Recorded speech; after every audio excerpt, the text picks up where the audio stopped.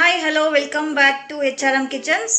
ಇವತ್ತು ನಾವು ಮಾಡ್ತಾ ಇರೋಂಥ ಸ್ಪೆಷಲ್ ರೆಸಿಪಿ ಏನಪ್ಪ ಅಂದರೆ ಪ್ರಥಮನ್ ಅನ್ನೋದು ಕೇರಳಲ್ಲಿ ಮಾಡುವಂಥ ಒಂದು ಸ್ಪೆಷಲ್ ರೆಸಿಪಿ. ಅದನ್ನು ಹೇಗೆ ಮಾಡೋದು, ಅದಕ್ಕೆ ಯಾವ್ಯಾವ ಪದಾರ್ಥಗಳು ಬೇಕು ಅಂತ ಈಗ ನಾನು ನಿಮಗೆ ತೋರಿಸ್ತೀನಿ. ಈಗ ನಮಗೆ ಬೇಕಾಗಿರೋ ಪದಾರ್ಥಗಳು: 1 ಕಪ್ ಹೆಸರುಬೇಳೆ, 1 ಕಪ್ ಪುಡಿ ಮಾಡಿರುವಂಥ ಬೆಲ್ಲ, ಮತ್ತು ಒಂದು ಸ್ವಲ್ಪ ತೆಂಗಿನಕಾಯಿ ಚೂರು ಅದನ್ನು ಸಣ್ಣದಾಗಿ ಕಟ್ ಮಾಡಿ ಇಟ್ಕೊಂಡಿದ್ದೀವಿ, ಮತ್ತು 1 ಲೋಟ ತೆಂಗಿನ ಹಾಲು. ಈಗ ಹೆಸರು ಬೇಳೆಗೆ 2 ಕಪ್ಪಷ್ಟು ನೀರು ಹಾಕಿ ನಾವು ಪ್ಯಾನಲ್ಲಿ ಹಾಕಿ ಕೂಗಿಸ್ತಾ ಇದ್ದೀವಿ. ಈಗ ನಾವು ಬೆಲ್ಲನ ಕೂಡ ಒಂದು ಚಿಕ್ಕ ಪಾತ್ರೆಯಲ್ಲಿ ಹಾಕಿ ಅದಕ್ಕೆ ಒಂದು ಅರ್ಧ ಲೋಟ ಅಷ್ಟು ನೀರು ಹಾಕಿ ನಾವು ಅದನ್ನು ಪಾಕ ಮಾಡೋಕ್ಕೆ ಇಟ್ಟಿದ್ದೀವಿ. ಬೆಲ್ಲ ಚೆನ್ನಾಗಿ ಕರಗಿದ ಮೇಲೆ ಅದು ಸ್ವಲ್ಪ ಸಿರಪ್ ಆಗುತ್ತಲ್ಲ, ಆವಾಗ ಅದನ್ನು ಸ್ವಲ್ಪ ಶೋಧಿಸ್ಕೊಂಡು 1 ಲೋಟಕ್ಕೆ ತಗೊಳ್ಳೋಣ.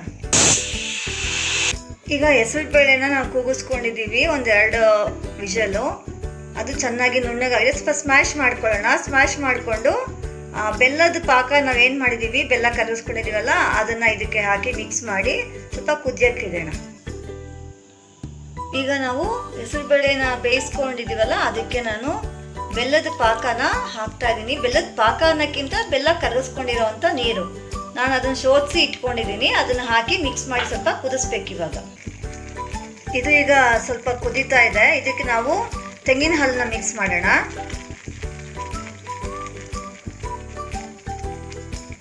ತೆಂಗಿನ ಹಾಲನ್ನ ಮಿಕ್ಸ್ ಮಾಡಿದ್ದೀವಿ. ಸ್ವಲ್ಪ ಇದನ್ನು ಚೆನ್ನಾಗಿ ಮಿಕ್ಸ್ ಮಾಡಿ ಕೊಡೋಣ. ಅದೆಲ್ಲ ಚೆನ್ನಾಗಿ ಸೇರ್ಕೋಬೇಕು, ಒಂದಕ್ಕೊಂದು ಚೆನ್ನಾಗಿ ಹೊಂದ್ಕೊಳ್ಬೇಕು. ಇದು ಈಗ ಒಂದು 5 ರಿಂದ 6 ನಿಮಿಷ ಕೊದಿಲಿ ಚೆನ್ನಾಗಿ.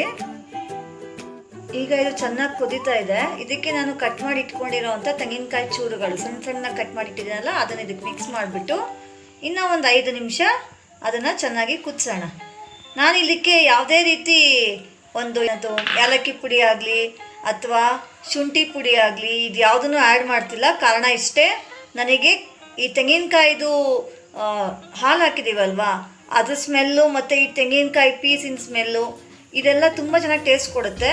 ಮತ್ತು ಯಾವುದೇ ಒಂದು ಬೇರೆ ಪದಾರ್ಥನ ಆ್ಯಡ್ ಮಾಡಿದಾಗ ಅದಕ್ಕೆ ಅದು ಡಾಮಿನೇಟ್ ಮಾಡುತ್ತೆ. ಸೊ ಹಾಗಾಗಿ ನಾನು ಇದಕ್ಕೆ ಯಾವುದೇ ರೀತಿ ಪೌಡರ್ನ ಮಿಕ್ಸ್ ಮಾಡ್ತಿಲ್ಲ, ಬರೀ ತೆಂಗಿನಕಾಯಿ ಹಾಲು ಅಷ್ಟೇ ಯೂಸ್ ಮಾಡಿ ಅದರದ್ದೇ ಘಮವನ್ನು ತಗೊಳ್ಬೇಕು. ಈಗ ಇದು ರೆಡಿ ಆಗ್ತಾ ಇದೆ. ಈಗ ಸರ್ವ್ ಮಾಡೋದಕ್ಕೆ ರೆಡಿ ಮಾಡೋಣ. 2 ನಿಮಿಷ ಇದು ಚೆನ್ನಾಗಿ ಕುದಿಬೇಕು. ಈಗ ತುಂಬ ಈಸಿಯಾದಂಥ ಟೇಸ್ಟಿಯಾದಂಥ ಪ್ರಥಮನ್ ರೆಡಿ ಇದೆ. ಇದನ್ನು ಕಮ್ಮಿ ಅಂದರೂ ನಾವು 5 ರಿಂದ 6 ಜನಕ್ಕೆ ಸರ್ವ್ ಮಾಡ್ಬೋದು. ಸೊ ಹಾಗಾಗಿ ನೀವು ಕೂಡ ಮನೆಯಲ್ಲಿ ಟ್ರೈ ಮಾಡಿ ಹೇಗಿತ್ತು ಅಂತ ಕಮೆಂಟ್ ಮಾಡೋದನ್ನು ಮರಿಬೇಡಿ. ಹಾಗೆ ಲೈಕ್ ಮಾಡಿ, ಶೇರ್ ಮಾಡಿ, ಸಬ್ಸ್ಕ್ರೈಬ್ ಮಾಡಿ. Thank you for watching HRM kitchens. Have a good day.